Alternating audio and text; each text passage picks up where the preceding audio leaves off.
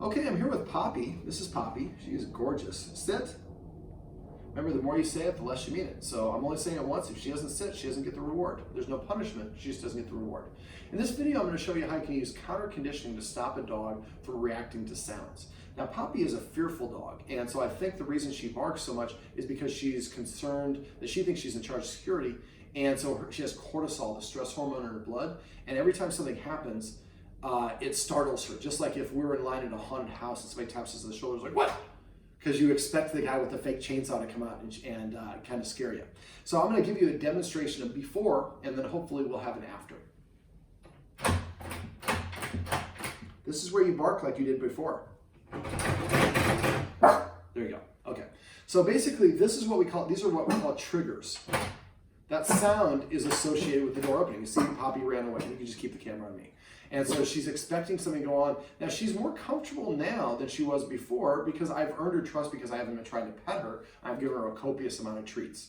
So what I'm going to do is I'm going to show you how you can use the principle of counter conditioning to stop a dog from doing that. Poppy. Now, what I've done is I've taken these Tricky Trainer treats that I have here. These are chicken liver. And they're a pellet treat normally like this. And what I've done is I've smashed it. So now it's kind of flat like a pancake. And I'm going to invite Poppy to come over here and chew on it. Now I've smashed like a pancake. This is the first time she's getting one. So the first time we're doing it without any sound from the door. And I'm going to put these right down here. So I can do this with, I'm going to eventually be reaching and handling that. So now I want her, let's see, she should be a little bit more confident about getting it. And I smash it to make it last longer than just taking it in one fell swoop. Now what I'm going to do is, and I do counter conditioning a little bit different. I started off a little bit different. And I mention this because every time I do these videos, I get people on YouTube saying he's doing it wrong. I do it this way intentionally. So the first thing I want to do is I want to create a positive association with this sound. So what I'm going to first do is I'm going to give her a treat. Then I'm going to click the sound. You saw she walked away, but she didn't have a bark. Invite her here. Give her another treat. Oh, you can get that one later, Poppy. Another treat.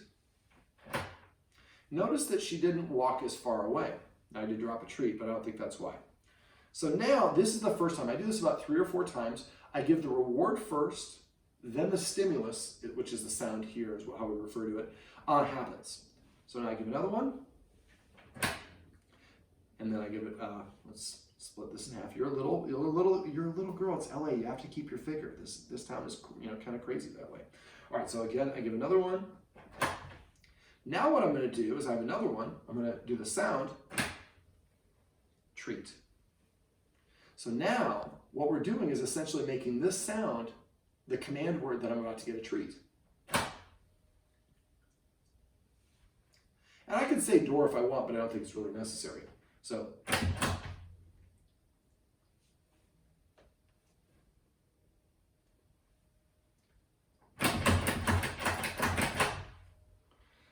this is very quick, and I'm pretty good at what I do. You shouldn't probably try to expect to do it so quickly. If you notice, I did it kind of, when you watch this again, it was kind of a quieter, slower sound. The last time I did, I'm back and forth, and I'm trying to make it harder. The whole point when this is going on, she can't react. If she barks or reacts, you did it too hard. Now, the way that I lower the intensity of this is I increase the distance between the stimulus and the subject. I turn down the volume, which would be like, or I slow down the speed if it's a motion thing.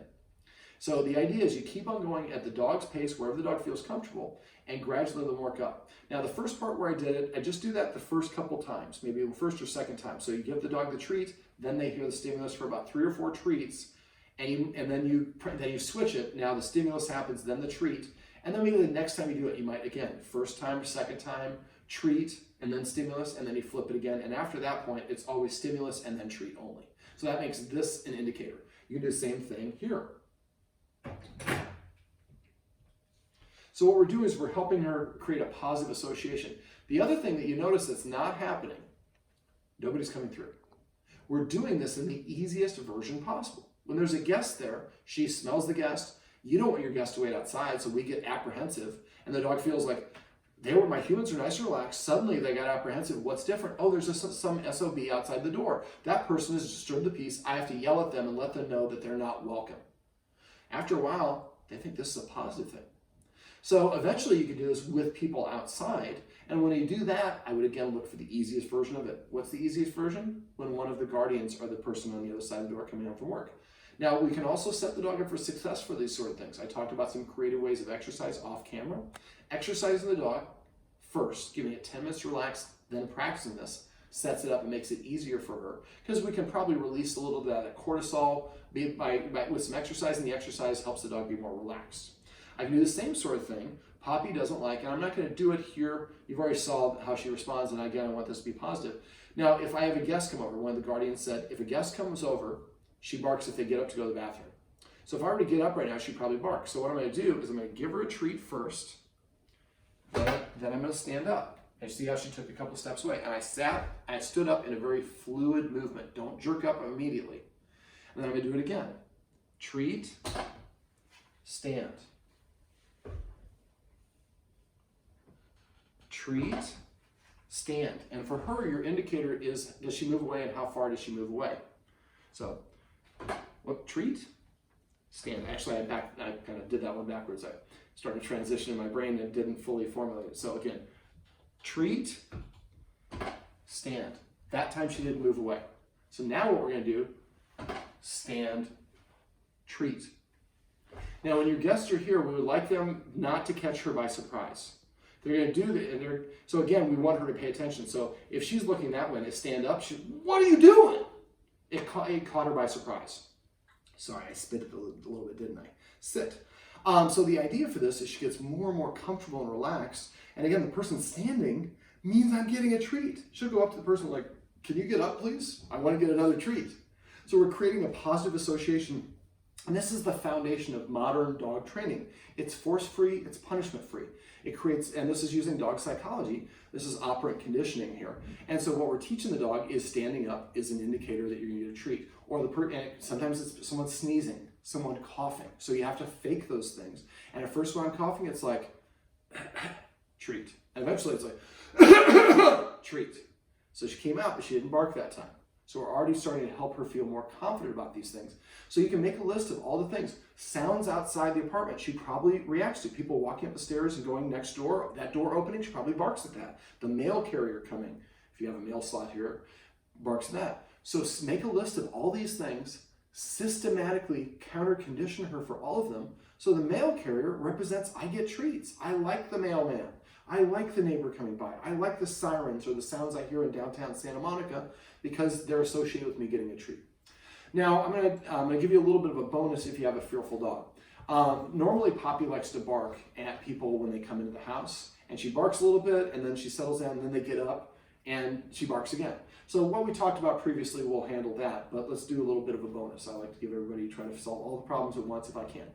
So what we did, and I'm just going to recreate this. These are tricky trainers. They're chicken liver. They have a very strong aroma. When it comes to dogs, the number one thing is the smell of the food treat. Their nose is much better. They only have about 13% of the taste buds as we do. Taste is third. Temperature is number 2. These have a strong aroma because they have almost no preservatives. And you saw she smelled those. I also have freeze-dried beef liver. She didn't take those at first. She took these. So I would use these. You can order these on Amazon or Chewy. So what I would do is before your guest comes over, maybe go outside and good job of stop petting when that happens. She's looking at the door. She hears the voices outside the door. Normally this would be barking, correct? So we're already having a residual benefit of this. Now she's looking like and she might bark in a second. That's okay. It's a lot of noise. So that's a lot at first. So again, it would be just one sound, then 2 sounds, and maybe just shuffle step. So shuffle step treat. So when you do this, I usually use earbuds. So I can kind of, I use a code. So like instead of saying, I'm just laughing, my friends call me the code. But I use it, if I say now, or okay, then she knows that's the sound. So what I say is every time I say a number in a sentence, that's when I want you to make the sound. So I'm in here and I was talking about when I was 16, sound, treat. So you can trigger, and next time maybe I say a number, or excuse me, a color, or a city, or a country, or whatever it is. So it's constantly changing, and it just sounds like a normal conversation, but we're triggering that response to help the dog, and the guardian's doing a great job. As soon as she heard the noise, she stopped petting. She's been petting the dog, and that would be rewarding the dog if the dog started getting anxious. Now, if you want to comfort her, like I said, you can lay your hand on her, and that is comforting for her. Okay, so basically what we did And before I came in, and again, exercising her before you do this would be beneficial. So I had these treats, and I basically, and after you do this a couple times, she'll know what they are. You won't have to tap like you did the first time. So basically, I spaced the treats about the first about 4 treats, I spaced them about 18 inches apart. Then I started going to 2 feet, 3 feet, maybe a meter. I'm not, metric system has not helped me. I'm American, I can't figure that out. But they make it a little bit bigger, and there was, when we went out that way, there was a piece of grass over there, and there's a tree stump. When I sat down, I'm like, there's probably a lot of pee that's been on here, but that's okay. So you have the guests sit down. Sitting is more subordinate, less threatening. Standing up is a pretty authoritative position for a human, and front-facing is confrontational. So when you have them sit down, you have them sit down so they're facing the building, or you can have them facing the street, but the way it's set up, the building, I think would be easier. And then the treats lead up. Now, when you get close to the person, I start making those treats closer, maybe about 12 inches apart. And then what she came and took one, but that is as close as she gets. So I took a treat, and sideways I rolled it, and she came and take it. What I wanted her to do is practice approaching me, and this is great. She's hearing all these sounds and not going. She's licking herself. She's grooming herself. That's a great sign, because if you're about to get mugged, you don't care what your hair looks like. So that's a huge indicator that she's comfortable. So what I did is I just threw a treat, and I did this for about 12 treats, and I cut these in half because she's a little girl. And what I want her to do is approaching me, get the treat, good things happen, and walked away. Now what I did not do is I did not give her direct eye contact. I didn't move around. I was sitting down and I was sideways to her, easiest approach. And then I didn't try to pet her. Now if this is the dog's nose, if people want to pet her because she's such a good looking girl, and this is going to take a little bit of a conversation, you'll probably come up with a more concise way of saying it. Like, oh, can I pet her? Well, she's a rescue dog. She's a little fearful. If you want to try, the only way that she doesn't get scared is if you turn sideways and kind of crouch down and then reach out towards her, but stop right in front of her nose. Reach most of the way, but stop about 1 or 2 inches away. If she backs up or turns away, that's her way of saying, no, I don't want you to touch me. Most people just pet anyways. And eventually she was having a bad day one day, and somebody did that, and she barked at them, and they backed up. Eureka! So if I don't want people to pet me, I just bark at them. Now she sees someone coming and just barks at them, and barks at dogs in the distance, because she's trying to get them to move away. But the more that this might be something you might arrange to have friends that have never met her come and meet you on the street as a stranger. So now you've talked to them, and they can come by and they crouch down, and they lean here, and if she comes forward and leans towards your hand, then you can start going towards her, but I'm guessing that for a while at least, she's still gonna back up or turn away. And when she does, that person stops and pulls their arm back. The more that happens, the more she's like, oh, so if I don't want to get petted, I just turn my head and the people stop. I don't have to bark at them. Most of us train our dogs to do exactly what we don't want them to do. This will train the dog to feel empowered and that I don't have to do this and I can do. And if somebody's coming by and you know that she doesn't like that person, she doesn't like bald people or women in dresses or somebody really loud or somebody, there's a lot of characteristics that you might notice. Then if that's the case, you might as you're walking down, you see the street coming. Now, again, we're walking this way, they're walking towards us. So we're just thinking we're gonna walk past you. The dog's like, you're walking me to doom. So that's when they start barking. So if you see somebody coming, the best thing you do is increase the distance, especially once your dog's reacting. You can also do it before your dog's reacting. So you're walking down the street, the bald guy coming that's tall, maybe a tall man. She doesn't like tall men. So as that person's approaching, you kind of watch her, and as soon as she kind of locks in and stares, take note of what that distance is. Now the distance might change depending if the person's running or loud, there's variables, but let's say it's 10 feet. Okay, well then I move her right off to the side and we let that person pass. The next time we see somebody coming by that meets those characteristics, maybe at 11 feet, we just turn off to the side before. So she doesn't even have to get stiff. My mom is taking care of me. My mom is not going to be in situations that I'm not comfortable with. Now again, I would then find a friend who meets that criteria so we can have that person be sitting on the street and we can do the same things that I did outside, leave the trail of treats, and then for them, when they get up, they would do the same thing. Treat first, and then they slowly stand up and preferably sideways to her. And then, I had her taking treats out of my hand, so I would probably keep on practicing throwing the treats until, remember, she doesn't have that lean. So she doesn't have her leg out behind. And when she kind of takes the treat and then stays there and doesn't have the leg out and doesn't move away, that's when they should start trying to offer a treat. Now this is harder. This is the better way to do it. And again, it'd be better this way. Not looking, seeing her out of the periphery of my eye. And don't make her work for it. If her nose is up here, or her head's here, don't hold it here. Hold it down there so she can get it pretty easily. And then what we want her to do is, again, practice approaching, walking away, until she starts lingering. Then we tried taking treats. Then I gave her a treat and we got up and we walked to the corner. Then we came inside. On the way back, she was trying to walk with me.